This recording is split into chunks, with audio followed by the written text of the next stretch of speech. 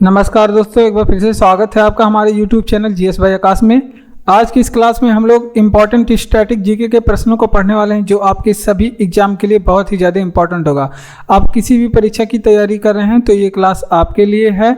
इसमें परीक्षाओं में पूछे गए प्रश्न लिए गए हैं जो बार बार एग्जाम में पूछे जाते हैं और इन प्रश्नों से संबंधित जो इम्पॉर्टेंट फैक्ट होते हैं वो भी आपको बताए जाएंगे जो आपके एग्जाम के लिए बहुत ही ज़्यादा इंपॉर्टेंट होगा। तो चलिए हम लोग अपना क्लास शुरू करते हैं। तो देखिए, सबसे पहला प्रश्न हमारा 35 नंबर का क्लास है। अगर आप लोग नहीं देखे हैं तो 1 से लेकर के 35 नंबर का जो क्लास है यूट्यूब चैनल जीएस बाय आकाश पे अपलोड है, आप लोग वहां पर जा करके इसको देख लीजिए। आज के क्लास में हम लोग 36 नंबर के क्लास को करने वाले हैं। स्टैटिक जीके का इम्पोर्टेंट क्लास होगा। तो आज की क्लास में हम लोग 36 नंबर के क्लास को करने वाले हैं। तो ये रहा हमारा 36 नंबर का क्लास। तो देखिए, पहला प्रश्न ही इंपॉर्टेंट है, बहुत ज़्यादा इंपॉर्टेंट है, आप सभी जानते हैं। ये 36 नंबर का क्लास है और देखिए, रैयतवाड़ी व्यवस्था का प्रारंभ किसके द्वारा किया गया? तो 2 लोगों ने किया था रैयतवाड़ी व्यवस्था का प्रारंभ। तो देखिए, सबसे पहले आप लोग जानेंगे अलेक्जेंडर रीड ने। इन्होंने 1792 में रैयतवाड़ी व्यवस्था की शुरुआत की थी और टॉमस मुनरो की बात इसमें आती है। रीड एंड मुनरो की बात, रीड एंड मुनरो, ये टॉमस मुनरो हैं और इन्होंने 1820 में रैयतवाड़ी व्यवस्था शुरू की थी। रैयतवाड़ी व्यवस्था एक व्यवस्था थी जिसे कर वगैरह वसूला जाता था और मुनरो ने रैयतवाड़ी व्यवस्था को सर्वप्रथम कहाँ पे शुरू किया था? तो ये भी बात पूछी जाती है। मुनरो ने रैयतवाड़ी व्यवस्था को सर्वप्रथम कहाँ पे शुरू किया था? तो इन्होंने सर्वप्रथम मद्रास में शुरू किया था। कहाँ पे? मद्रास में।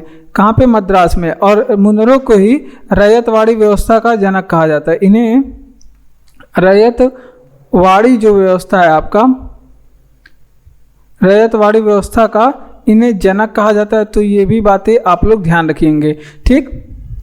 और उसके बाद एक अगर आपसे पूछे कि महालवाड़ी जो प्रथा है, महालवाड़ी का जनक किसे कहा जाता है? तो ये भी आप लोग ध्यान रखेंगे। महलवाड़ी जो व्यवस्था है इसके जनक कौन है? आपके हाल्ट मैकेंजी हैं। कौन है? हाल्ट मैकेंजी हैं, ठीक। ये आप लोग बातें ध्यान रखेंगे। और एक है रेंट सिद्धांत। रेंट सिद्धांत भी अंग्रेजों के द्वारा दिया गया था जो कर वसूलने से संबंधित है। रेंट सिद्धांत, जिसे रेंट थ्योरी के नाम से भी जाना जाता है, रेंट थ्योरी, ये पूछा जाता है रेंट थ्योरी किसने दिया था? तो ये आपको डेविड रिकार्डो ने दिया था। किसने दिया था? डेविड रिकार्डो ने दिया था। तो ये सारी बातें आप लोग ध्यान रखेंगे क्योंकि ये सारे एग्जाम के लिए इंपॉर्टेंट है। देखिए कैसे, तो देखिए, रैयतवाड़ी व्यवस्था का प्रारंभ आपसे पूछे कि किसने किया था? तो अलेक्जेंडर रीड और टॉमस मुनरो ने 1820 में, अलेक्जेंडर रीड ने सबसे पहले 1792 में ही इसे शुरू किया था, लेकिन अस्थायी रूप से 1820 में सर्वप्रथम मद्रास में किसने लागू किया था? तो इसे सर्वप्रथम मद्रास में टॉमस मुनरो ने शुरू किया था। रैयतवाड़ी व्यवस्था का जनक मुनरो को ही कहा जाता है, ये भी आप लोग ध्यान रखेंगे। महलवाड़ी व्यवस्था का जनक अगर आपसे पूछ ले किसे कहा जाता है? तो हाल्ट मैकेंजी को कहा जाता है। महलवाड़ी व्यवस्था का जनक हाल्ट मैकेंजी को कहा जाता है। और रेंट थ्योरी किसने दिया था? तो डेविड रिकार्डो ने रेंट सिद्धांत दिया था। तो ये भी बातें आप लोग ध्यान रखेंगे। अगला प्रश्न है, ये भी बहुत इंपॉर्टेंट है और इससे बनने वाले जो प्रश्न जो हम बताएंगे आपको वो भी बहुत ज़्यादा इंपॉर्टेंट होगा। तो कह रहा है कि सर्क्रिक विवाद, सर्क्रिक जो भारत का सबसे पूर्वी बिंदु है, इसको पहले नोट करेंगे। भारत का सर्क्रिक जो है ये आप लोग ध्यान रखेंगे, ये भारत का जो है, भारत का सबसे पूर्वी बिंदु है, सॉरी, भारत का जो है सबसे पश्चिमी बिंदु है। कैसा बिंदु है? भारत का सबसे पश्चिमी बिंदु अगर आपसे पूछ ले कि कौन सा है तो वो है आपका सर्क्रिक है। तो वो सर्क्रिक है जिसे सर्क्रिक या गुहार मोती भी बोलते हैं। सर्क्रिक या गुहार मोती या फिर सर्क्रिक बोलते हैं। क्या बोलते हैं? सर्क्रिक बोलते हैं। अब आप लोग ध्यान रखेंगे, सर्क्रिक या गुहार मोती बोलते हैं। अब सर्क्रिक विवाद किन 2 देशों के बीच में है? तो ये भारत और पाकिस्तान के बीच में है। भारत और पाकिस्तान के बीच में है। ये भी बातें आप लोग ध्यान रखेंगे। और भारत और पाकिस्तान के बीच में कुछ और विवाद है, जैसे अगर आपसे पूछे सिंधु विवाद किसके बीच में है? तो भारत और पाकिस्तान के बीच में है। उसके अलावा अगर आप लोग से पूछे बगली हार परियोजना विवाद किसके बीच में है? बगली हार जो परियोजना है आपका, उसको लेकर के भी भारत और पाकिस्तान के बीच में विवाद चलता है। ये भी भारत और चीन क्या बोलते हैं पाकिस्तान के बीच में है। उसके अलावा एक आपका तुलबुल परियोजना विवाद यहाँ पे नोट करेंगे। तुलबुल परियोजना को लेकर के भी भारत और पाकिस्तान में विवाद चलता है, तो ये भी आप लोग ध्यान रखेंगे। इसके अलावा अगर तुलबुल परियोजना की पूछे कि किस नदी पे स्थित है, तो ये आप लोग बताएंगे कि झेलम नदी पे स्थित है। और जो बगली हार जो परियोजना है ये आपके चिनाब नदी पे स्थित है। किस नदी पे? चिनाब नदी पे स्थित है। तो इतनी बातें यहाँ से आप लोग ध्यान रखेंगे। चलिए एक बार फिर से इसका रिविजन करते हैं। सरकरी के किन दो देशों के बीच में विवाद बना हुआ है? तो भारत और पाकिस्तान के बीच में सरकरी की जो है वो विवाद है।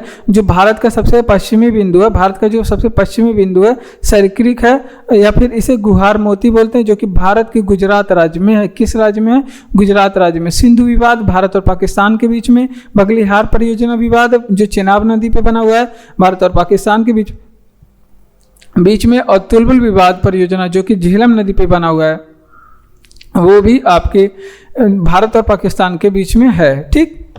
मानव रक्त का पीएच मान कितना होता है? हजारों बार एग्जाम में पूछा गया इंपॉर्टेंट प्रश्न है ये। इस क्लास की खास बात है कि इस क्लास में जितने भी प्रश्न लिए गए हैं वो किसी न किसी एग्जाम में पूछे गए हैं।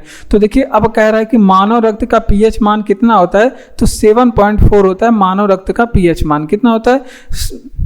7.4। अगर आपसे पूछ ले कि समुद्री जल का पीएच मान कितना होता है? समुद्री जल का पीएच मान कितना होता है? तो 8.4 होता है। अगर आपसे पूछ ले समुद्री जल हो गया। अगर आपसे पूछे कि केवल सादे जल का अगर आपसे पूछे पीएच मान कितना होता है, तो 7 होता है। अगर आपसे पूछे कि पित्त रस का अगर आपसे पूछे जिसका निर्माण कहाँ पे होता है? पित्त रस का निर्माण यकृत में होता है। और जो स्टोर करने का काम है पित्त रस का, वो कहाँ पे होता है? पित्ताशय में होता है। ठीक। तो इसका होता है 7.7। कितना होता है? 7.7। ये औसत है, एवरेज है, इससे ज़्यादा भी हो सकता है। अगर आपसे पूछ ले कि मानव मूत्र का पीएच मान कितना होता है? मानव मूत्र का पीएच मान कितना होता है? तो ये 6 होता है। कितना होता है? 6 होता है। देखिए जो भी अम्लीय घोल होगा यहाँ पे नोट करेंगे, जितने भी अम्लीय घोल होते हैं, कैसे घोल होते हैं? अम्लीय घोल होते हैं, उनका जो पीएच मान होता है वो 7 से कम होता है। कितना होता है? 7 से कम होता है। और जो आपके क्षारीय घोल होते हैं, यहाँ पे नोट करेंगे, क्षारीय घोल जो होते हैं उनका जो पीएच मान होता है वो 7 से अधिक होता है। कितना होता है? 7 से अधिक होता है। और जो उदासीन होते हैं, कोई भी स्वाद नहीं होता उसमें, जो उदासीन होते हैं उनका पीएच मान कितना होता है? केवल 7 होता है। कितना? 7 होता है। ठीक। ये बातें आप लोग ध्यान रखेंगे। अब इसका रिवीजन पहले कर लीजिए, फिर बढ़ते हैं अपने अगले प्रश्न की ओर। मानव रक्त का पीएच मान कितना होता है? तो 7.4 होता है मानव रक्त का पीएच मान। और ये जो समुद्री जल का पीएच मान अगर आपसे पूछे तो 8.4 होता है समुद्री जल का पीएच मान। और शुद्ध जल का पीएच मान अगर आपसे पूछ ले तो 7 होता है। पित्त रस का पीएच मान 7.7 या 8 यहाँ तक हो सकता है। और उसके बाद मानव मूत्र का पीएच मान कितना होता है? 6 होता है। और जो भी अम्लीय घोल होते हैं उनका पीएच मान 7 से कम होता है। और क्षारीय घोल का पीएच मान 7 से अधिक होता है। जो भी विलयन उदासीन होते हैं उनका पीएच मान कितना होता है? 7 होता है। अगर क्लास अच्छा लग रहा हो तो क्लास को लाइक करिए, चैनल को सब्सक्राइब करके हमारे साथ इसी तरह का रोज एक क्लास पाने के लिए जुड़ जाइए। और इसका पीडीएफ आपको टेलीग्राम चैनल का लिंक नीचे डिस्क्रिप्शन में दिया गया है, आपको वहां पर इसका पीडीएफ मिलेगा। ठीक। अगला प्रश्न है पॉलिटी से, और पॉलिटी से ये इंपॉर्टेंट प्रश्न है। यहाँ से जितने भी प्रश्न बताए जाएंगे वो सभी आपके एग्जाम में पूछे गए और उन पूछे जाने की संभावनाएं रहेंगी। तो देखिए संस्थाएं और संघ बनाने का अधिकार किस प्रकार का अधिकार है? तो संस्थाएं और जो संघ बनाने का अधिकार है ये हमारे पास संविधान में ये स्वतंत्रता का अधिकार है। किसका है? स्वतंत्रता का हमारे पास अधिकार है। स्वतंत्रता का अधिकार कहाँ से कहाँ तक है? 19 से लेकर के 22 तक है। जो आपका अनुच्छेद नंबर 19 है, अनुच्छेद नंबर 19 है। यहाँ से इम्पॉर्टेंट प्रश्न पूछे जाते हैं। देखिए कौन कौन से प्रश्न पूछे जाते हैं। तो अनुच्छेद 19 में हमें स्वतंत्रता कितने प्रकार की दी गई थी? पहले जो था अनुच्छेद 19 में स्वतंत्रता हमें कितने प्रकार की? 7 प्रकार की दी गई थी। अब वर्तमान समय में कितने प्रकार की स्वतंत्रता है? अब वर्तमान समय में हमारे पास 6 प्रकार की स्वतंत्रता है।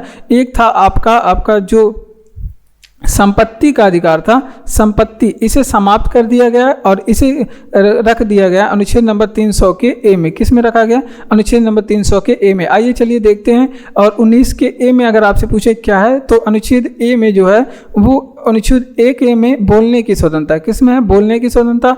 अनुच्छेद 19 के बी में पूछे क्या है, तो सभा बनाने की स्वतंत्रता है, सभा बनाने की स्वतंत्रता है। उसके बाद अनुच्छेद 19 के सी में आपसे पूछे क्या है, तो समिति करने की, संघ या समिति बनाने की स्वतंत्रता है, संघ एवं समिति बनाने की स्वतंत्रता है। ठीक, ये बातें आप लोग ध्यान रखेंगे। उसके अलावा अब आपसे पूछे कि अनुच्छेद 19 सी हो गया, अब अनुच्छेद डी में क्या है? 19 के डी में क्या है, तो आप कहीं भी आप घूम फिर सकते हैं, तो ये घूमने की स्वतंत्रता है, घूमने फिरने की स्वतंत्रता है। और अनुच्छेद 19 के एफ में अगर आपसे पूछे, अनुच्छेद 19 के ई में पूछे, तो वो आपके निवास करने की स्वतंत्रता है। कहाँ पे? निवास करने की स्वतंत्रता है। उसके अलावा जो अनुच्छेद 19 का जी था, 19 का जो ई के बाद एफ था, जो वो संपत्ति का स्वतंत्रता है, संपत्ति रखने का अधिकार था, लेकिन वर्तमान समय में इसे समाप्त कर दिया गया है। अब 19 के जी में अगर आपसे पूछे, 19 के जी में कौन सी बातें कही गई है, तो इसमें आप कही गई है कारोबार। आप कहीं भी भारत के किसी भी क्षेत्र में कहीं भी कोई भी कारोबार स्वतंत्र रूप से कर सकते हैं। तो यह जीवन यापिका आप लोग किसी भी काम को करके कर सकते हैं। तो ये था हमारे पास स्वतंत्रता जो अनुच्छेद 19 के तहत दी गई है। तो चलिए इसका रिवीजन करते हैं, बहुत ज़्यादा इंपॉर्टेंट है। संस्थाएं और संघ बनाने का अधिकार किस प्रकार का अधिकार है? तो ये स्वतंत्रता का अधिकार है। कैसा अधिकार है हमारे संविधान में? तो ये एक स्वतंत्रता का अधिकार है। तो देखिए अभी हमने बताया कि यहाँ पे संघ और समिति बनाने की जो स्वतंत्रता है ये अनुच्छेद 19 में है। तो इसका जो एरिया है स्वतंत्रता का अधिकार 1922 तक है। और इसमें 19A में 6 प्रकार, पहले 7 प्रकार की स्वतंत्रता थी। वर्तमान संविधान में 44वां संविधान संशोधन करके 44वां संविधान संशोधन 1978 के द्वारा इसे हटा दिया गया है और इसे अनुच्छेद नंबर 300 के ए में रखा गया है। तो आइए देखते हैं अनुच्छेद 19 में हमारे पास कौन कौन सी स्वतंत्रता है। तो हमारे पास अनुच्छेद 19 का ए जो देता है बोलने की स्वतंत्रता देता है। 19 का बी जो देता है सभा करने की स्वतंत्रता देता है। 19 का सी संघ और समिति बनाने की स्वतंत्रता देता है। 19 का जो डी है वो घूमने फिरने की स्वतंत्रता देता है। 19 का ई निवास करने की स्वतंत्रता, भारत में आप कहीं भी निवास कर सकते हैं। और 19 का एफ जो संपत्ति रखने का अधिकार देता था इसे हटा दिया गया है और इसे इसे अनुच्छेद नंबर 300 के ए में रखा गया है। और अनुच्छेद 19 का जो जी है वो कारोबार करने की स्वतंत्रता देता है कि आप भारत के किसी भी क्षेत्र में कहीं भी व्यवसाय कर सकते हैं, जीवन यापिका के लिए कोई भी कार्य कर सकते हैं। अगला प्रश्न है कि धारणीय विकास की संकल्पना किससे संबंधित है? तो जो धारणीय विकास का जो संकल्पना है ये आपका इकोनॉमी का प्रश्न है। और धारणीय विकास किसे कहते हैं? जो आप लोग सतत विकास देखे सुने होंगे, तो इसका जो संबंध है ये सतत विकास से है। सतत विकास, अब आप लोग बताएंगे सतत विकास किसे कहते हैं? सतत विकास इसे कहते हैं, सतत विकास की प्रक्रिया किसे कहते हैं? तो देखिए अगर सतत विकास किसे कहते हैं, जैसे अगर हम किसी संसाधन का उपयोग कर रहे हैं तो उसका इस तरह से उपयोग करें कि आने वाले भविष्य की, आने वाली जो पीढ़ियां हैं उनके लिए भी वो चीज़ें सुरक्षित रह सके, उनके उपयोग में वो चीज़ें भी बची रहें। तो मतलब उपयोग भी करें और साथ में उसको बढ़ावा भी दें, उसका कुछ विकास भी करें। जैसे अगर आपके बाग में 5 पेड़ है, अगर आपके पास 5 पेड़ है तो इसमें से आपने 2 पेड़ काट लिया, इसमें से 2 पेड़ आपने काट लिया, बचा 3 पेड़। तो आप लोग क्या करिए, भविष्य में आने वाले लोगों के लिए 5 पेड़ फिर से लगा दीजिए, 5 नहीं तो कम से कम 4 लगा दीजिए, ताकि उनके पास जो है 7 पेड़ बचे रहें, उनके लिए 7 पेड़ आने वाले पीढ़ियों के लिए तैयार हो जाएं। तो इस तरह से किया जाता है, इसको कहते हैं सतत विकास। ठीक, तो ये निक्षेपणीय स्रोत से संबंधित है। तो ये बातें आप लोग ध्यान रखेंगे, किससे संबंधित है? निक्षेपणीय स्रोतों से संबंधित है। ठीक, तो ये बातें आप लोग ध्यान रखेंगे। चलिए अब आगे बढ़ते हैं। तो अगला प्रश्न है कि नांगल किसके लिए जाना जाता है। तो नांगल जो प्रसिद्ध है, जो कि एक क्षेत्र है जो कि कहाँ पे स्थित है, नांगल जो कहाँ पे स्थित है, पंजाब में। पंजाब में आप लोग भाखड़ा नांगल परियोजना सुने होंगे, कहाँ पे है, वहीं पे है, तो पंजाब में है। ठीक, पंजाब में। ये क्यों प्रसिद्ध है, तो ये उर्वरक के लिए प्रसिद्ध है, पंजाब में है और ये उर्वरक के लिए प्रसिद्ध है। किसके लिए जाना जाता है, उर्वरक के लिए जाना जाता है। तो ये भी बातें आप लोग ध्यान रखेंगे। अब आगे बात करते हैं कि ये नांगल अगर आपसे पूछे कि किस नदी के किनारे स्थित है, नांगल आपसे पूछे कि किस नदी के किनारे स्थित है, तो ये आपके सतलज नदी के किनारे स्थित है। किस नदी के किनारे, सतलज नदी के किनारे स्थित है। ये भी बातें आप लोग ध्यान रखेंगे। अब आप लोग भाखड़ा नांगल परियोजना का बात कर लीजिए। यहाँ पे भाखड़ा नांगल परियोजना, ये आपसे पूछे किस नदी पे बस स्थित है, तो ये आप लोग ध्यान रखेंगे सतलज नदी पे स्थित है। अगर आपसे पूछे कि भारत का पहला उर्वरक कारखाना कहाँ पे लगाया गया था, अगर आपसे पूछे कि भारत का पहला उर्वरक कारखाना,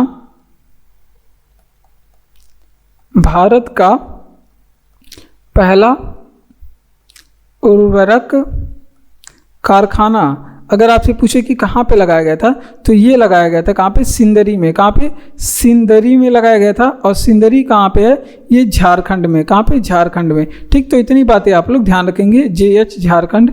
तो चलिए इसका रिवीजन करते हैं कि नांगल किसके लिए जाना जाता है, तो ये उर्वरक के लिए जाना जाता है। नांगल कहाँ पे स्थित है, पंजाब में स्थित है। अगर आपसे पूछे किस नदी के किनारे, तो ये सतलज नदी के किनारे स्थित है। उसके अलावा भाखड़ा नांगल परियोजना सतलज नदी पे स्थित है। और भारत का पहला उर्वरक कारखाना की बात करें तो वो कौन सा है, सिंदरी, जो कि झारखंड में खोला गया था। चलिए आगे बढ़ते हैं। तो देखिए आगे इसी क्रम में हम लोग अपने अगले प्रश्न पे बढ़ते हैं। देखिए महात्मा गांधी समुद्री राष्ट्रीय उद्यान कहाँ पे है, तो समुद्री राष्ट्रीय उद्यान अगर आपसे पूछे कहाँ पे है, तो ये है आपका पोर्ट ब्लेयर में। कहाँ पे, पोर्ट ब्लेयर में। अब पोर्ट ब्लेयर कहाँ की राजधानी है, ये अंडमान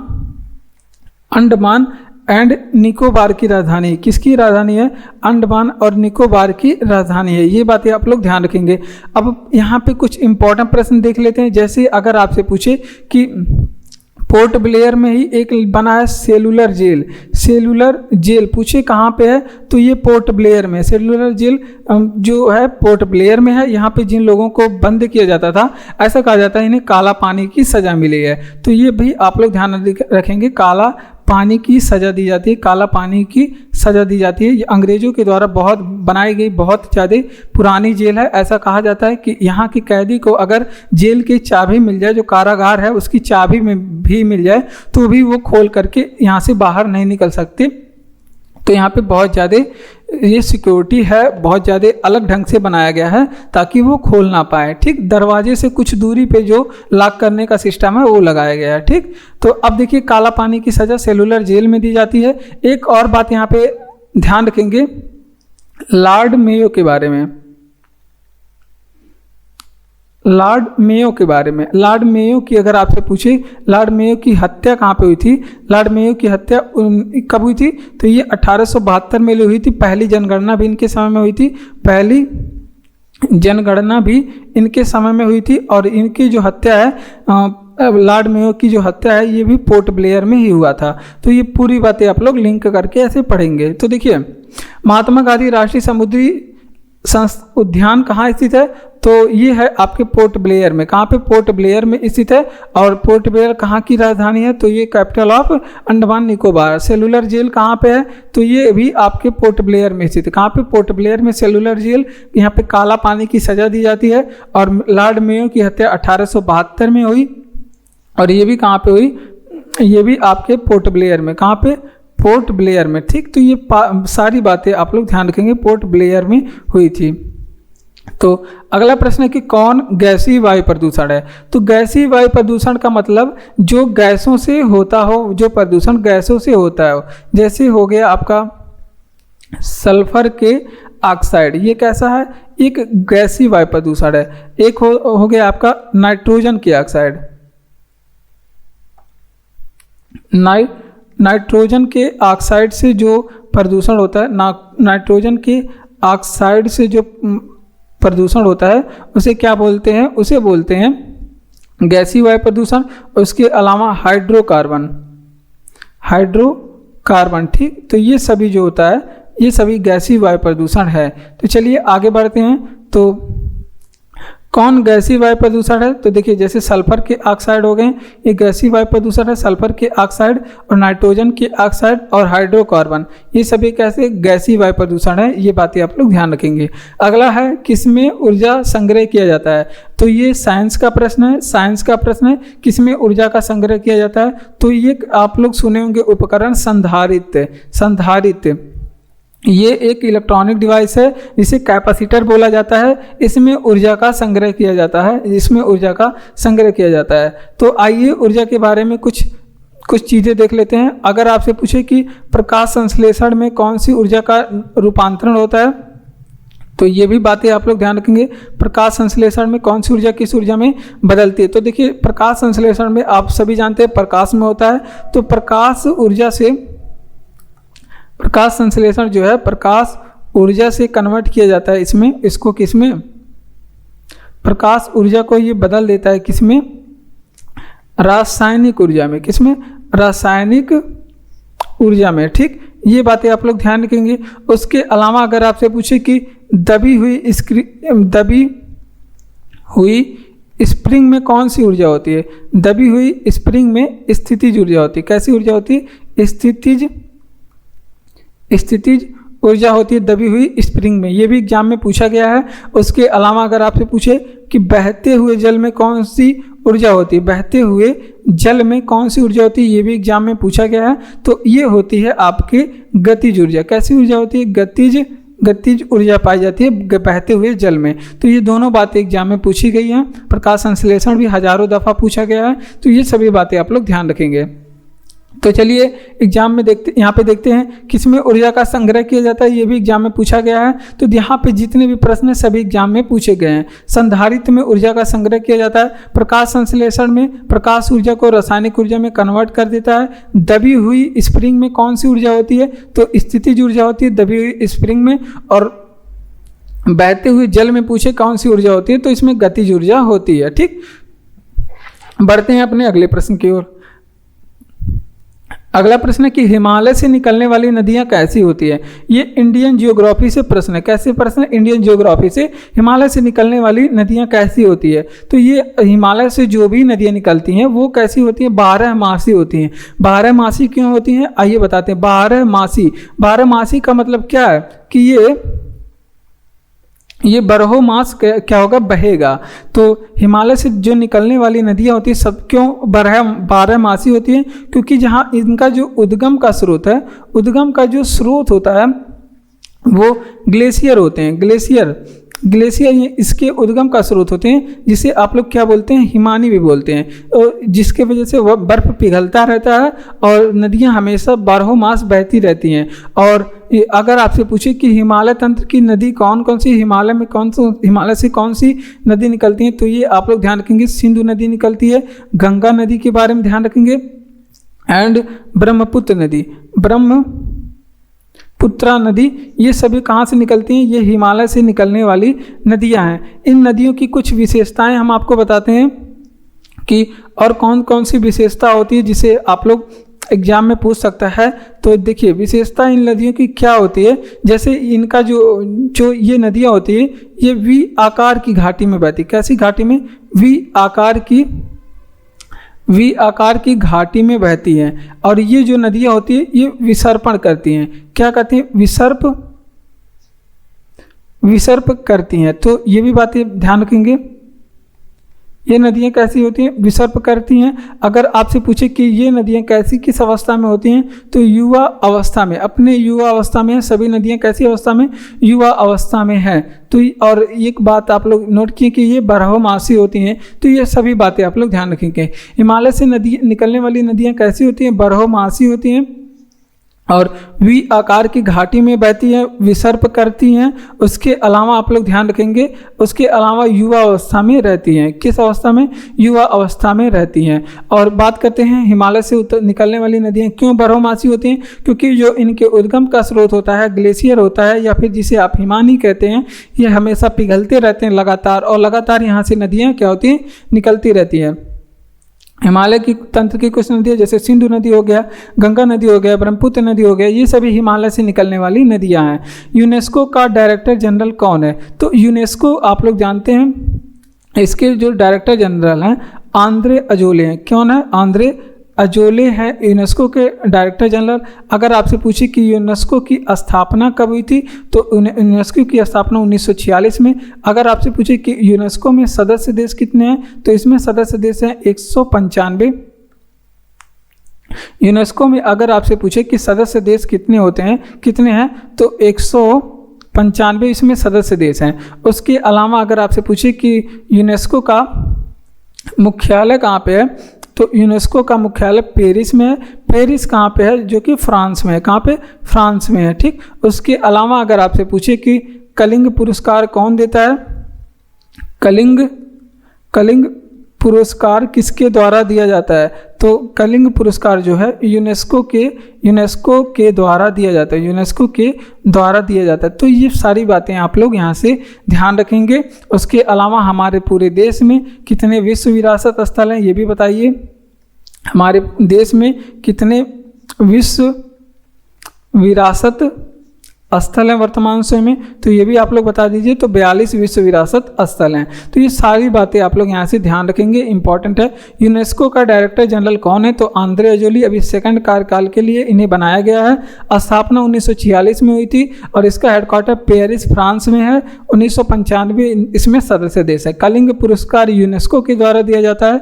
उसके अलावा विश्व विरासत स्थल यहाँ पे कितने हैं? 42 विश्व विरासत स्थल है।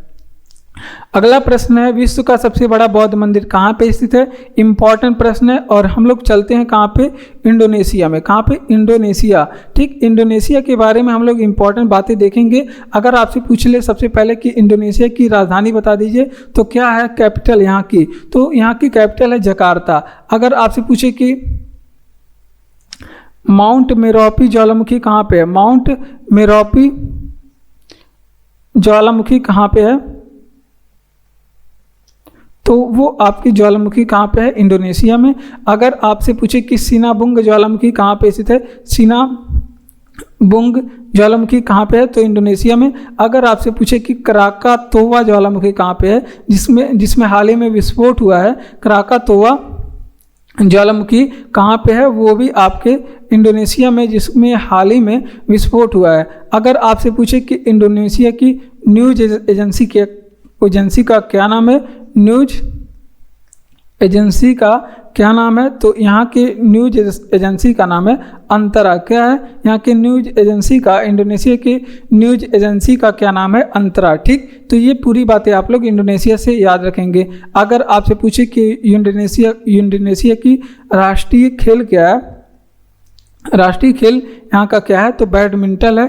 ये भी बातें आप लोग ध्यान रखेंगे। तो ये बातें थी आपके यूनेस्को के बारे में। आइए इसका रिवीजन करते हैं कि विश्व का सबसे बड़ा बौद्ध मंदिर कहाँ पे स्थित है, तो ये इंडोनेशिया में स्थित है, जिसकी राजधानी कहाँ पे है? जकार्ता। माउंट मेरोपी ज्वालामुखी कहाँ पे है? इंडोनेशिया में। सिनाबुंग ज्वालामुखी कहाँ पे है? इंडोनेशिया में। क्राकातोवा ज्वालामुखी कहाँ पे है, तो ये सभी इंडोनेशिया में है। क्राकातोवा ज्वालामुखी करंट अफेयर का प्रश्न बना हुआ है, क्योंकि इसमें अभी यहाँ पे विस्फोट हुआ है हाल ही में। और तो देखिए यहाँ पे न्यूज एजेंसी का नाम क्या है? अंतरा। यहाँ की न्यूज एजेंसी का नाम अंतरा है। राष्ट्रीय खेल क्या है? बैडमिंटन है। क्या है? बैडमिंटन है राष्ट्रीय खेल। चलिए बढ़ते हैं अपने अगले प्रश्न की ओर। अगला प्रश्न है, पुस्तक I do what I do के रचयिता कौन है? तो इसके जो रचयिता है रघुराम राजन। कौन है? रघुराम राजन। और रघुराम राजन कौन है, तो ये भी आप लोग ध्यान रखेंगे। ये आरबीआई के पूर्व गवर्नर है, आरबीआई के पूर्व गवर्नर है। ठीक। ये भी बातें आप लोग ध्यान रखेंगे। आगे बढ़ते हैं। अगर कुछ पुस्तक के बारे में बात करें, जैसे हमारे एग्जाम में पुस्तकें पूछी जाती हैं कि कौन से पुस्तक किसने लिखा है, तो जैसे हैरी हैरी पॉटर अगर आपसे पूछे किसने लिखा है तो इसे लिखा है जेके रोलिंग ने। किसने लिखा है? जेके रोलिंग ने हैरी पॉटर नामक पुस्तक लिखा है। उसके अलावा अगर आपसे पूछे कि टू लाइव्स पुस्तक किसने लिखा है, टू लाइव्स नामक पुस्तक ये किसकी है? तो टू लाइव्स नामक पुस्तक ये विक्रम सेठ की है। किसकी है? विक्रम सेठ की है। उसके अलावा अगर आपसे पूछे courts of India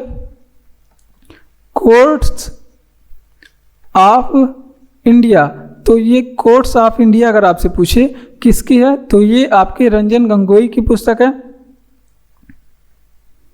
Ranjan Gogoi की पुस्तक है, जो कि रंजन गोगोई कौन है आप लोग कमेंट बॉक्स में बताएंगे। उसके अलावा एक मोस्ट इंपॉर्टेंट पुस्तक आप लोग ध्यान रखेंगे, एग्जाम वॉरियर पुस्तक आया था और ये भी एग्जाम में पूछा गया है। ये किसकी पुस्तक है? तो ये अपने प्रधानमंत्री मोदी जी की पुस्तक है। किसकी है? मोदी जी की पुस्तक है। चलिए आइए देखते हैं I do what I do के रचयिता कौन है? तो रघुराम राजन है, जो कि आरबीआई के पूर्व गवर्नर रह चुके हैं। हैरी पॉटर किसकी पुस्तक है? तो ये जेके रोलिंग की पुस्तक है।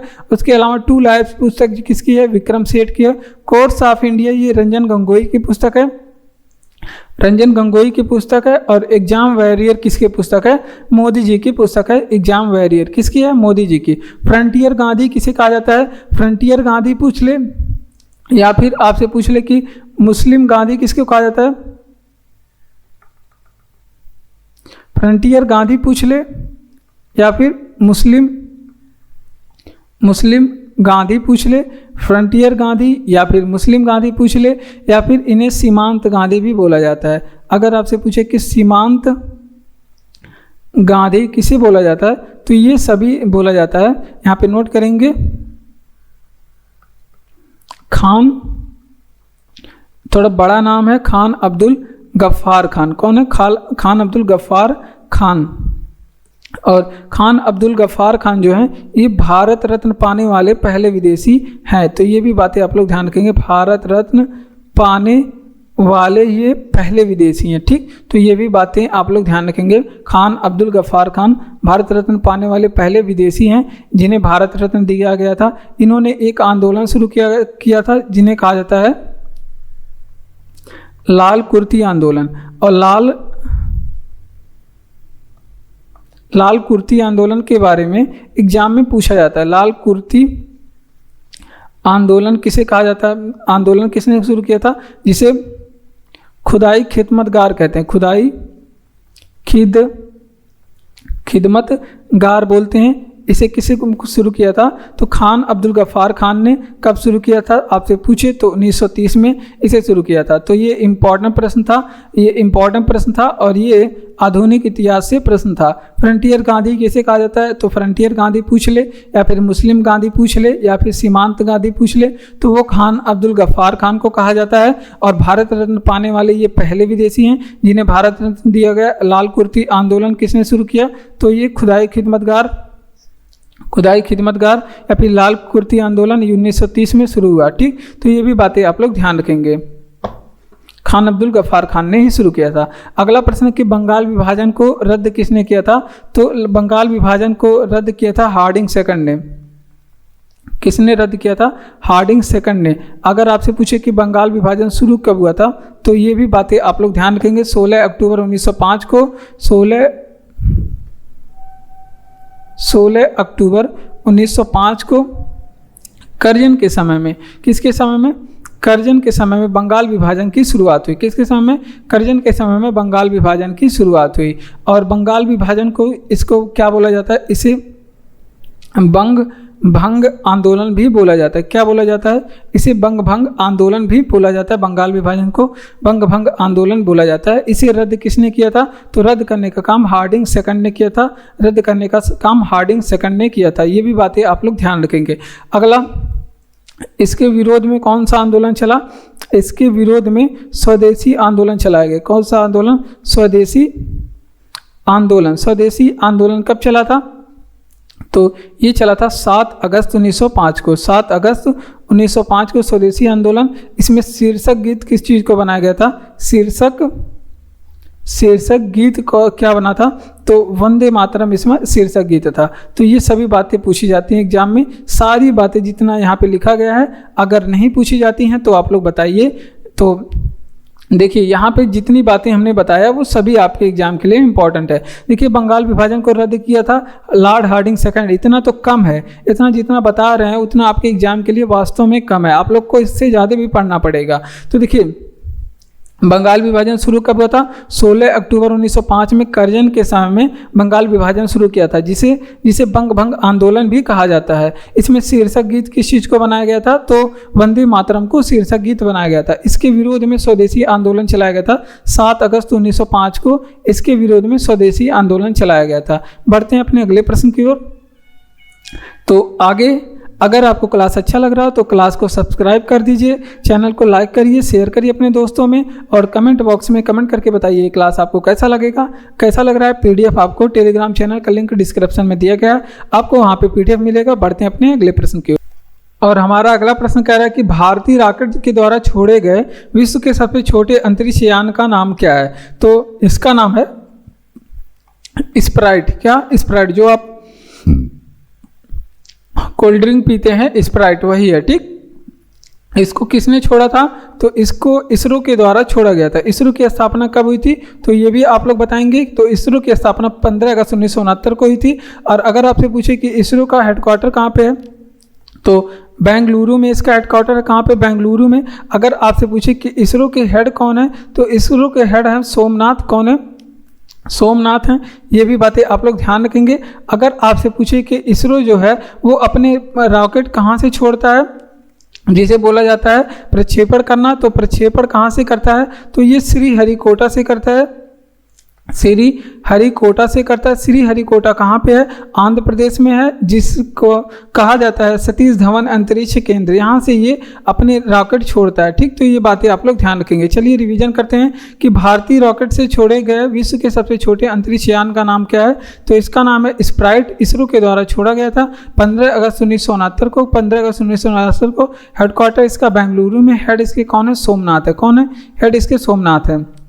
उसके अलावा प्रक्षेपण कहाँ से हुआ था, श्रीहरिकोटा आंध्र प्रदेश से हुआ था। कहाँ से, श्रीहरिकोटा आंध्र प्रदेश से। अगर आपसे पूछे कि किसी तत्व के समस्थानिक से क्या तात्पर्य है, तो किसी तत्व के समस्थानिक से तात्पर्य ये है कि जिसके परमाणु क्रमांक जो है, परमाणु क्रमांक की बात करें, परमाणु क्रमांक जो है वो समान हो, परमाणु क्रमांक समान हो, और द्रव्यमान संख्या जो है, द्रव्यमान संख्या जो है वो क्या है, भिन्न हो। क्या हो, भिन्न हो। तो जैसे हाइड्रोजन को ले लेते हैं, तो जैसे हाइड्रोजन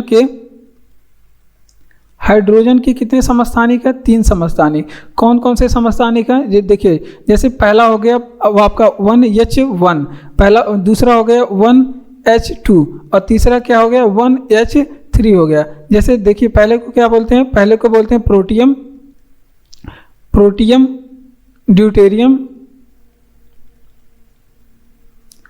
ड्यूटेरियम, और आपका क्या हो गया, ट्राइटियम। क्या हो गया, ट्राइटियम, ठीक। तो ये बातें आप लोग ध्यान रखेंगे। चलिए देखिए कौन कौन, तो जो पहला वाला है 1H1, इसी को क्या बोलते हैं, हाइड्रोजन बोलते हैं। क्या बोलते हैं, हाइड्रोजन बोलते हैं। तो चलिए इसका रिवीजन करते हैं। देखिए अगर आपसे पूछे कि किसी तत्व के समस्थानिक से क्या तात्पर्य है, जिस तत्व के परमाणु क्रमांक जो है समान होते हैं, और द्रव्यमान संख्या कैसी होती है, भिन्न भिन्न होती है। जैसे आपको हाइड्रोजन लेना है एग्जाम्पल में 1H1, 1H2, 1H3, और जिसमें प्रोटियम जो 1H1 को कहते हैं, ड्यूटेरियम 1H2 को कहते हैं, और ट्राइटियम 1H3 को कहते हैं, और हाइड्रोजन जो होता है प्रोटियम होता है। ये बातें आप लोग ध्यान रखेंगे। सुमेलित कीजिए। जैसे सुमेलित करने के लिए आता है एग्जाम में प्रश्न, जैसे अगर आपसे पूछ ले यहाँ पे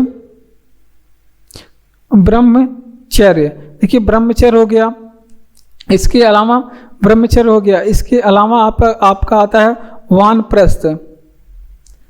ब्रह्मचर्य हो गया, वानप्रस्थ हो गया, उसके अलावा आपका आता है ब्रह्मचर्य, गृहस्थ आता है, गृहस्थ, फिर आपका वानप्रस्थ, फिर आपका आता है क्या, सन्यास। तो ये 4 अवस्था होती है जीवन की। तो देखिए कैसे ब्रह्मचर्य की जो है वो 0 से लेकर 25 वर्ष तक बच्चे जो होते हैं वो होते हैं ब्रह्मचर्य में। और गृहस्थ अवस्था जो आती है 25 वर्ष से 50 वर्ष तक गृहस्थ अवस्था होती है। और वानप्रस्थ की जो अवस्था होती है 50 वर्ष से लेकर के 50 वर्ष से लेकर के 50 वर्ष से लेकर के 75 वर्ष तक होती है। और जो सन्यास की अवस्था होती है वो 75 वर्ष से लेकर के 100 वर्ष होती है, ये सन्यास की अवस्था। तो इस तरह के मिलान करने के लिए भी दिया जाता है। ये आक्रम इधर उधर रहेगा, आप लोग को मिलान करना रहेगा तो वो सुमेलित करना होगा। जैसे ब्रह्मचर्य हो गया 0 से 25 वर्ष हो गया, गृहस्थ 25 से 50 वर्ष, वानप्रस्थ 50 से 75 वर्ष, सन्यास जो होगा 75 से 100 वर्ष होगा। बढ़ते हैं अपने अगले प्रश्न की ओर। और हमारा अगला प्रश्न कह रहा है निजता का अधिकार का उल्लेख किस अनुच्छेद में किया गया है। तो यहाँ पे देखिए हम लोग ये पॉलिटी से प्रश्न है और पॉलिटी से इम्पॉर्टेंट प्रश्न पढ़ते हैं जो आपके एग्जाम के लिए बहुत ही ज़्यादा इंपॉर्टेंट होगा। तो देखिए निजता का जो अधिकार है वो अनुच्छेद 21 में कहा गया है। किस में कहा गया है? अनुच्छेद 21 में कहा गया है। और ऐसे कौन से अनुच्छेद हैं जो हमारे संविधान में कभी निलंबित नहीं हो सकता है? तो ये भी एग्जाम में पूछा गया प्रश्न है कि कौन से अनुच्छेद हमारे पास हैं जो कभी निलंबित नहीं हो सकता। तो अनुच्छेद 20 एंड अनुच्छेद 21। तो अनुच्छेद 20 में अगर आपसे पूछे कि क्या है 20 में, तो इसमें है दोष सिद्धि से संरक्षण। दोष सिद्धि से संरक्षण ये कभी क्या हो सकता है? निलंबित नहीं हो सकता। और पहला जो है निजता का अधिकार, निजता का अधिकार अनुच्छेद 21 में है। तो ये 20 और 21 कभी निलंबित नहीं हो सकता। अगर आपसे पूछे अनुच्छेद 21A में क्या है, तो इसमें शिक्षा का अधिकार है। किस चीज़ का? शिक्षा का अधिकार है। उसके अलावा आप पूछे कि अगर आपसे पूछे कि अनुच्छेद अगर 14 में क्या है, तो इसमें समता का अधिकार है। किसका अधिकार है? समता का अधिकार है। अनुच्छेद नंबर 14 में समता का अधिकार है। अनुच्छेद अगर आपसे पूछे कि 29 में क्या है, तो इसमें अल्पसंख्यक के हितों की बात कही गई है। अल्पसंख्यक के हितों की बात कही गई। किसके? अल्पसंख्यक के हितों की बात कही गई है। तो ये सारी बातें आप लोग ध्यान रखेंगे। चलिए इसका रिवीजन करते हैं। निजता का अधिकार का उल्लेख किस अनुच्छेद में किया गया है? तो अनुच्छेद 21 में है निजता का अधिकार का उल्लेख। और दोष सिद्धि से संरक्षण दिया गया है अनुच्छेद 21 में। और शिक्षा का अधिकार अनुच्छेद 21 के ए में है। और समता का जो अधिकार है अनुच्छेद 14 में है। और अल्पसंख्यक के हितों के बारे में बात कही गई है अनुच्छेद 29 में।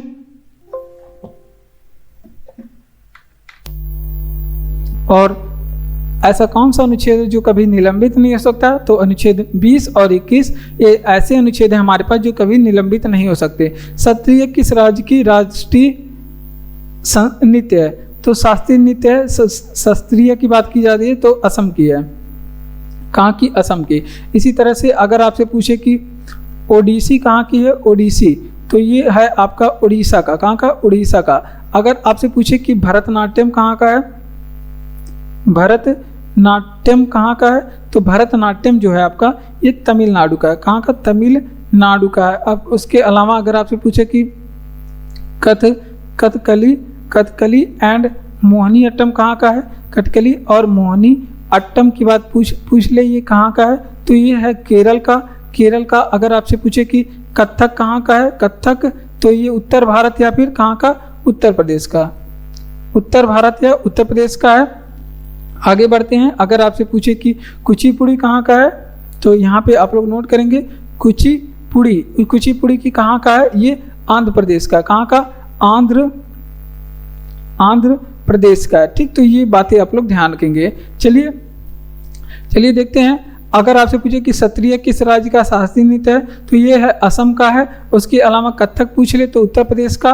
उसके अलावा ओडिसी पूछ ले, ओडिसी तो उड़ीसा का शास्त्रीय नृत्य है। तमिलनाडु का क्या है? भरतनाट्यम तमिलनाडु का है। केरल का क्षत्रिय मोहिनीअट्टम और कथकली है। और कुचिपुड़ी आंध्र प्रदेश का शास्त्रीय नृत्य है। तो इतनी बातें आप लोग ध्यान रखेंगे। शास्त्रीय नृत्य से संबंधित एग्जाम में प्रश्न पूछे जाते हैं। कुल शास्त्रीय नृत्यों की संख्या कितनी है? आप लोग कमेंट बॉक्स में कमेंट करके बताएंगे। सही सुमेलित कीजिए। देखिए सही सुमेलित जैसे फिर आ गया, इसको पहले मैं इसको सेट करके ले आएंगे। जैसे देखिए रेलवे उपकरण। अब रेलवे उपकरण ऐसे एग्जाम में दिया गया था। रेलवे उपकरण ये कहाँ पे बनता है? मिलान करना था तो भिलाई में बनता है। कहाँ पे? भिलाई। और भिलाई कहाँ पे है? ये छत्तीसगढ़ में है। छत्तीसगढ़ में भिलाई में बनता है। तो आप लोग कम से कम जानकारी रखिए कैसे एग्जाम में पूछा जाता है कि कौन सी चीज़ें कहाँ पे है। देखिए मोटर वाहन की बात करें, मोटर वाहन के लिए कौन सा क्षेत्र प्रसिद्ध है, तो ये प्रसिद्ध है आपका जबलपुर। जबलपुर, और जबलपुर कहाँ पे है, ये मध्य प्रदेश में, आप लोग ध्यान रखेंगे। इसके अलावा अगर आपसे पूछे कि पोत निर्माण कहाँ पे होता है, पोत निर्माण के लिए कौन सी एरिया प्रसिद्ध है, तो ये प्रसिद्ध है कोच्चि। कहाँ पे, कोच्चि पोत निर्माण के लिए प्रसिद्ध है। उसके ये कोच्चि कहाँ पे, केरल में। कहाँ पे, केरल में। उसके अलावा अगर आपसे पूछे कि साइकिल कहाँ के लिए प्रसिद्ध है, साइकिल निर्माण कहाँ पे होता है, तो ये होता है आपके लुधियाना में। कहाँ पे, लुधियाना कहाँ पे है, आप लोग बताएंगे, पंजाब में। कहाँ पे, पंजाब में, यहाँ के लिए प्रसिद्ध है। तो चलिए यहाँ पे रिवीजन करते हैं कि सही सुमेलित कीजिए। जैसे रेलवे उपकरण के लिए कहाँ कौन सा एरिया प्रसिद्ध है, भिलाई जो छत्तीसगढ़ में पड़ता है। मोटर वाहन के लिए जबलपुर मध्य प्रदेश में पड़ता है। पोत निर्माण के लिए कौन सा है, कोच्चि केरल में प्रसिद्ध, केरल में पड़ता है। ये सही मिलान है, सही मिलान है, आपको यहाँ पे मिलाना नहीं है। साइकिल जो है वो कहाँ पे कि कौन से एरिया में प्रसिद्ध है साइकिल निर्माण, ये लुधियाना में प्रसिद्ध है। बढ़ते हैं अपने अगले प्रश्न की ओर। और अगला है हमारा, कह रहा है कि अगला प्रश्न है कि परितृप्त एवं प्यास के केंद्र मानव मस्तिष्क में किस भाग में पाया जाता है। तो देखिए परितृप्त या प्यास का केंद्र, प्यार मोहब्बत भूख प्यास और पसीना आना गर्मी लगना, ये सभी कौन से, तो ये सभी आपका नियंत्रण करता है हाइपोथैलेमस। हाइपोथैलेमस नियंत्रण करता है, मस्तिष्क का एक भाग है हाइपोथैलेमस। इसके अलावा और भी कार्य करता है। जैसे अगर आपसे पूछे, ये एग्जाम में पूछा गया पॉइंट है, शरीर का ताप नियंत्रण कौन सा मस्तिष्क का कौन सा भाग करता है, तो वो करता है आपके हाइपोथैलेमस। इसके अलावा आप लोग ध्यान रखेंगे पीयूष ग्रंथि का नियंत्रण करता है। पीयूष ग्रंथि जिसे मास्टर ग्रंथि भी शरीर का बोला जाता है, पीयूष ग्रंथि का नियंत्रण कौन करता है, तो कौन सा हार्मोन कितना स्रावित करना है, कहाँ पे भेजना है, कितना, ये सभी नियंत्रण कौन करता है, हाइपोथैलेमस करता है। अब अगर आपसे पूछे कि अल्जाइमर रोग किससे संबंधित है, अगर आपसे पूछ ले कि अल्जाइमर रोग किससे संबंधित है, या फिर अगर आपसे पूछे कि मिर्गी में प्रभावित कौन सा भाग होता है, मिर्गी में प्रभावित शरीर का कौन सा भाग होता है, अगर आपसे पूछे कि ईईजी टेस्ट किससे संबंधित है, तो ये सभी का जो संबंध है, ये मस्तिष्क से है। किससे है, मस्तिष्क से है। ठीक, तो ये बातें आप लोग ध्यान रखेंगे, मस्तिष्क से संबंधित है। चलिए रिवीजन करते हैं। जैसे देखिए परितृप्त एवं प्यास के केंद्र मानव के किस भाग में अवस्थित है, तो ये हाइपोथैलेमस है। ये भूख प्यास निद्रा घृणा प्यार ये सभी नियंत्रण करने का काम कौन करता है, हाइपोथैलेमस करता है। शरीर का ताप नियंत्रण कौन करता है, हाइपोथैलेमस करता है। पीयूष ग्रंथि का नियंत्रण कौन से हार्मोन कितना स्रावित करना, ये सभी नियंत्रण कौन सा क्या करता है, मस्तिष्क का हाइपोथैलेमस करता है। अल्जाइमर रोग मस्तिष्क से संबंधित है। मिर्गी में प्रभावित होने वाला अंग जो है मस्तिष्क है, और ईईजी टेस्ट जो है संबंधित है मस्तिष्क से। आप लोग बताएंगे कि ईसीजी टेस्ट किससे संबंधित है, ईसीजी टेस्ट के बारे में आप लोग कमेंट में बताएंगे। बारूद में गंधक की उपस्थिति क्या करता है, तो ये विस्फोटकता को बढ़ाता है। यहाँ पे लिखेंगे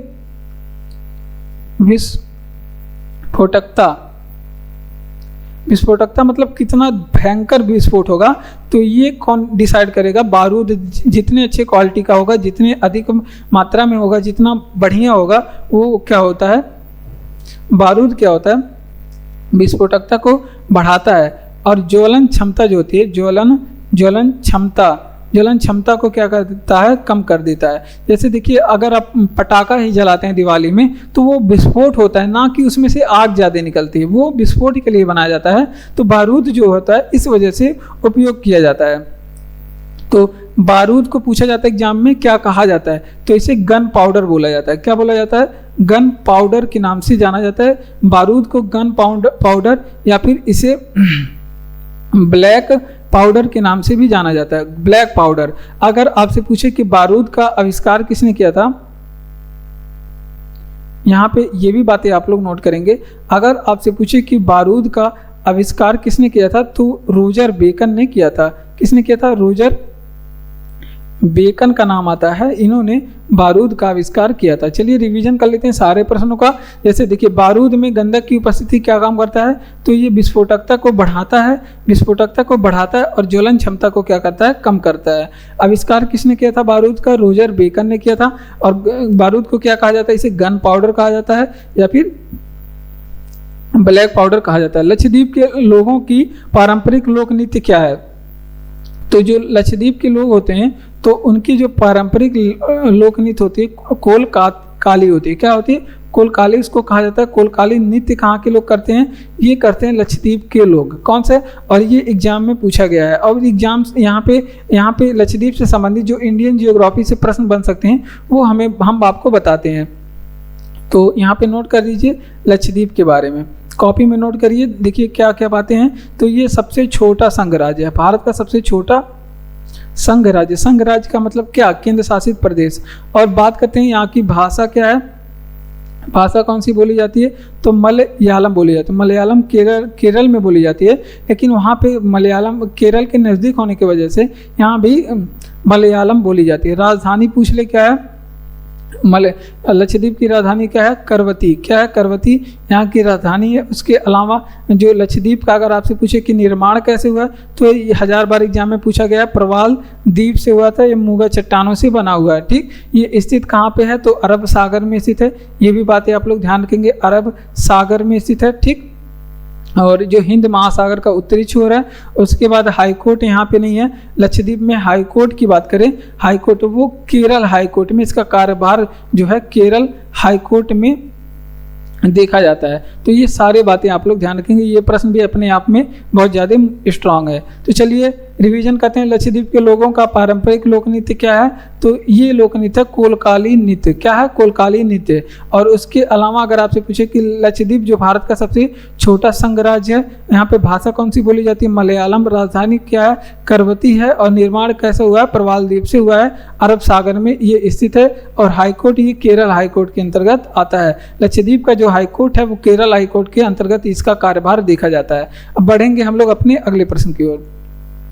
तो हमारा अगला प्रश्न है 9 नंबर का, उत्तर प्रदेश में सबसे अधिक लंबाई तय करने वाला राष्ट्रीय राजमार्ग कौन है, तो इसका नाम है NH2। अब इसका नया नाम हो गया, नया नाम इसका नाम परिवर्तित हो गया, इसको NH19 कहा जाने लगा। क्या कहा जाने लगा, NH19। अगर आपसे पूछे कि इसकी NH19 के बारे में बात कर लेते हैं, तो अगर आपसे पूछे कि इसकी कुल लंबाई कितनी है, कुल लंबाई, तो कुल लंबाई की बात करें तो ये 1465 किलोमीटर है। 1465 किस नदी की लंबाई है, आप लोग कमेंट बॉक्स में बताइए। उसके अलावा अगर उत्तर प्रदेश में पूछ रहा है सबसे अधिक लंबाई तय कर रही है, तो ये बातें आप लोग ध्यान रखेंगे। उत्तर प्रदेश में इसकी लंबाई कितनी है, तो उत्तर प्रदेश में अगर आपसे पूछे लंबाई कितनी है, तो ये 754 किलोमीटर है। कितनी, 754 किलोमीटर है। ये बातें आप लोग ध्यान रखेंगे। और यूपी में सड़क परिवहन परियोजना कब आया, यूपी में सड़क परिवहन का गठन कब हुआ, सड़क परिवहन का गठन कब हुआ था, ये भी बताएंगे। तो ये 1972 में हुआ था। कब हुआ था, 1972 में हुआ था। तो ये सारी बातें आप लोग ध्यान रखेंगे। चलिए रिवीजन कर लेते हैं। जैसे अगर आपसे पूछे कि उत्तर प्रदेश का में सबसे अधिक लंबाई तय करने वाला राष्ट्रीय राजमार्ग कौन है, तो NH2 है। इसका नया नाम क्या है, NH19। क्या है इसका नया नाम, NH19 है। अगर आपसे पूछे कि कुल लंबाई यहाँ पे कितनी है, तो 1465 किलोमीटर कुल लंबाई। उत्तर प्रदेश में लंबाई 754 किलोमीटर। कितनी है उत्तर प्रदेश में लंबाई, 752 किलोमीटर है। कितनी है, 752 किलोमीटर। अगर आपसे पूछे कि उत्तर प्रदेश में सड़क परिवहन का गठन कब हुआ, सड़क परिवहन का गठन कब हुआ, 1972 में। कब हुआ था, 1972 में। यूपी स्पेशल का प्रश्न है। ठीक, रेड डाटा बुक कौन जारी करता है, रेड डाटा बुक क्यों प्रसिद्ध है, तो ये है प्रसिद्ध है, तो जो विलुप्त होने वाले पौधे एवं प्राणियों हैं, विलुप्त पौधे एवं प्राणियों के लिए प्रसिद्ध है। किसके लिए, विलुप्त पौधे एवं प्राणियों के लिए प्रसिद्ध है। अगर आपसे पूछे कि रेड डाटा बुक कौन जारी करता है, तो IUCN जारी करता है। IUCN जारी करता है, international union for conservation of nature. International union for conservation of nation इसका पूर्ण रूप है। अगर आपसे पूछे कि IUCN की स्थापना कब हुई थी, IUCN की स्थापना के बारे में बात करेगा तो ये आप लोग बताएंगे 1948 में इसकी स्थापना हुई थी। अगर आपसे पूछे कि IUCN का मुख्यालय कहाँ पे है तो यहाँ पे ग्लैंड स्विट्जरलैंड में है। कहाँ पे? ग्लैंड, जो कि स्विट्जरलैंड में पड़ता है, यहाँ पे इसका मुख्यालय है। तो ये सभी बातें आप लोग ध्यान रखेंगे। चलिए इसका रिवीजन करते हैं कि विलुप्त रेड डाटा बुक प्रसिद्ध है तो ये विलुप्त पौधे एवं प्राणियों के लिए दिया जाता है रेड डाटा बुक, जो इनके संरक्षण के लिए, इनके बढ़ावा के लिए, ताकि ये विलुप्त ना होने पाए, IUCN जारी करता है। International union for conservation of nature इसका फुल फॉर्म है। स्थापना इसका 1948 में हुई थी और हेडक्वार्टर यहाँ पे कहाँ पे है? ग्लैंड स्विट्जरलैंड में। कहाँ पे? ग्लैंड स्विट्जरलैंड में। अगर आपसे पूछे कि कौन सा रोग जल संक्रामक है, जल संक्रामक रोग कौन से, विषाणुओं द्वारा कौन से रोग होते हैं, जीवाणुओं द्वारा कौन से रोग होते हैं, ये सभी एग्जाम में बहुत पूछा जाता है। तो इसी वजह से आप लोग ध्यान रखेंगे। जैसे आपका कौन कौन से रोग हो जाएंगे, जैसे आपका हो गया, आपका कौन सा? डायरिया रोग हो गया, डायरिया नामक रोग हो गया, हैजा हो गया, हैजा। उसके अलावा आप लोग ध्यान रखेंगे पेचिस किसके कारण होता है, पेचिस किसके कारण होता है? जल संक्रामक रोग है। टाइफाइड हो गया, टाइफाइड ये भी आपके जल संक्रामक रोग होता है। हेपेटाइटिस, हेपेटाइटिस और भी रोग हैं। तो कम से कम आप लोग यहाँ पे इतना ध्यान रखेंगे, तो ये आप लोग ध्यान रखेंगे। तो देखिए हैजा को क्या कहा जाता है, यहाँ पे नोट करेंगे। हैजा को इसे कालरा रोग भी कहा जाता है, कालरा, हैजा को कालरा कहा जाता है। तो ये बातें आप लोग ध्यान रखेंगे। टाइफाइड के बारे में ध्यान रखेंगे, इसे आर्द्र ज्वार कहा जाता है। क्या कहा जाता है? आर्द्र ज्वार कहा जाता है। टाइफाइड को क्या कहा जाता है? आर्द्र ज्वार भी कहा जाता है। ये भी बात आप लोग ध्यान रखेंगे। विडाल टेस्ट का संबंध किससे है? विडाल टेस्ट किस में किया जाता है? तो ये टाइफाइड में किया जाता है। तो ये पूरी बातें आप लोग ध्यान रखेंगे। कौन सा रोग जल संक्रामक है? डायरिया हो गया, हैजा हो गया, पेचिस, टाइफाइड, हेपेटाइटिस, ये सभी जल संक्रामक बीमारी है। जैसे हैजा को क्या कहा जाता है? कालरा भी कहा जाता है। और आर्द्र ज्वार जो है टाइफाइड को कहा जाता है। विडाल टेस्ट जो है वो टाइफाइड से संबंधित है। बढ़ते हैं अपने अगले प्रश्न की ओर।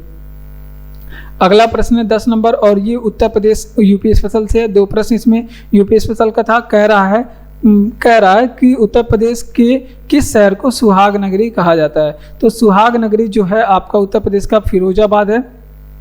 कौन सा क्षेत्र है? फिरोजाबाद को सुहाग नगरी कहा जाता है। अगर आपसे पूछे कि फिरोजाबाद को ही अगर आपसे पूछे इसे चूड़ी नगरी भी कहा जाता है। क्या कहा जाता है? इसे चूड़ी नगरी भी कहा जाता है। अगर आपसे पूछे कि फिरोजाबाद का पुराना नाम क्या है, फिरोजाबाद का पुराना नाम क्या है, तो इसका पुराना नाम है चंदावर। क्या है? चंदावर है इसका पुराना नाम। अगर आपसे पूछे कि फिरोजाबाद का हेडक्वार्टर कहाँ पे स्थित है, तो ये फिरोजाबाद में ही है। कहाँ पे? फिरोजाबाद में इसका हेडक्वार्टर भी है। तो ये भी आप लोग ध्यान रखेंगे। उत्तर प्रदेश के किस शहर को सुहाग नगरी कहा जाता है? फिरोजाबाद को चूड़ी नगरी भी कहा जाता है फिरोजाबाद को। उसके अलावा अगर आपसे पूछे कि इसका पुराना नाम क्या है, चंदावर पुराना नाम है, हेडक्वार्टर इसका फिरोजाबाद में बना हुआ है। येन किस देश की मुद्रा है? तो येन जो है ये जापान की मुद्रा है। येन के बारे में पूछ रहा है तो ये जापान की मुद्रा है येन। और जापान के बारे में अगर आपसे पूछे कि यहाँ की जापान के बारे में अगर आपसे पूछे कि यहाँ की राजधानी क्या है, तो जापान की राजधानी आप लोग नोट करेंगे टोक्यो है। अगर आपसे पूछे कि ये किस द्वीप पे बसा हुआ है, तो ये होन्शु द्वीप जापान का द्वीप है। 4 द्वीपों पे बसा हुआ है, होन्शु, होक्काइडो, शिकोकू और होन्शु, होक्काइडो, शिकोकू। एक द्वीप का नाम आप बताएंगे। तो ये सभी द्वीप पे कौन बसा हुआ है? तो वो आपके जापान बसा हुआ है। अगर आपसे पूछे कि कुछ देशों और उनकी मुद्रा के बारे में, सर्बिया की मुद्रा क्या है?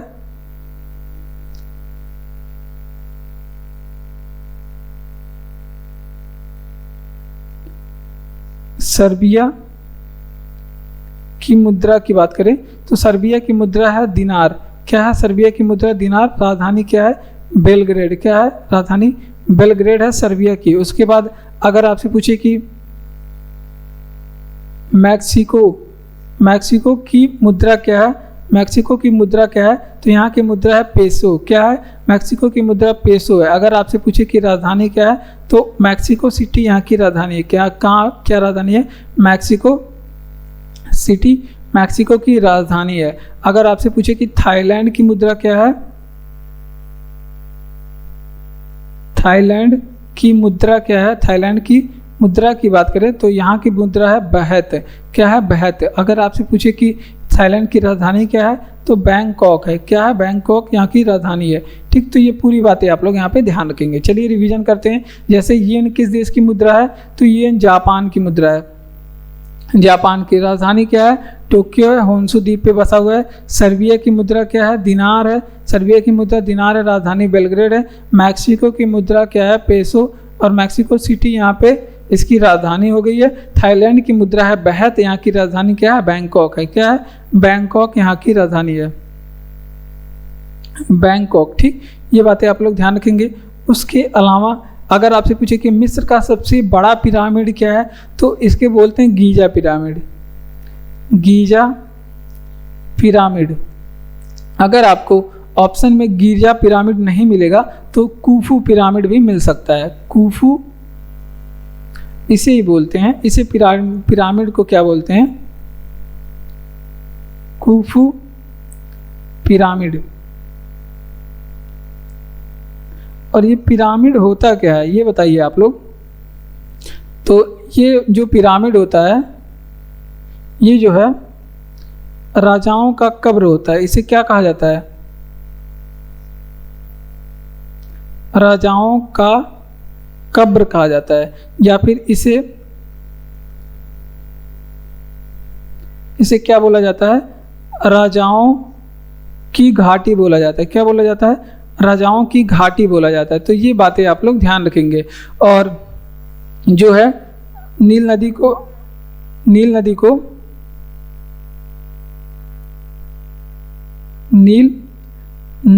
क्या बोला जाता है, नील नदी को मिस्र का वरदान बोलते हैं। क्या बोलते हैं, मिस्र का वरदान बोलते हैं, क्योंकि मिस्र की जो सभ्यता है वो नील नदी के किनारे ही विकसित हुई थी। तो ये बातें आप लोग ध्यान रखेंगे। मिस्र की जो सभ्यता है नील नदी के किनारे विकसित हुई थी।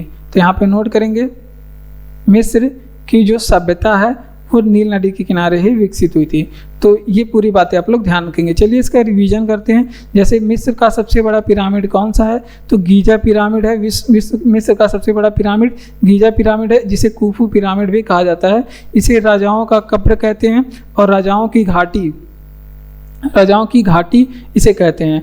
ठीक, नील नदी को मिस्र का वरदान कहते हैं, और मिस्र की जो सभ्यता है वो नील नदी के किनारे ही विकसित हुई है। बढ़ते हैं अपने अगले प्रश्न की ओर। तो जय हिंद, धन्यवाद। आज के क्लास में बस इतना ही। ये सभी प्रश्न आपके लिए बहुत ही ज़्यादा इंपॉर्टेंट थे। ऐसी कोई भी बात नहीं थी जो आपके एग्ज़ाम के लिए इम्पॉर्टेंट नहीं था, जो हमने इस क्लास में बताया। तो आप लोग क्लास को लाइक करिए, चैनल को सब्सक्राइब कर दीजिए, और अपने दोस्तों तक शेयर भी करिए। बहुत ही इंपॉर्टेंट क्लास है, और बहुत ही ज़्यादा फैक्ट आपको दिए जा रहे हैं, ताकि आपके एग्ज़ाम में जो भी आए, आपके एग्ज़ाम में सारे प्रश्न फंस सकें। धन्यवाद।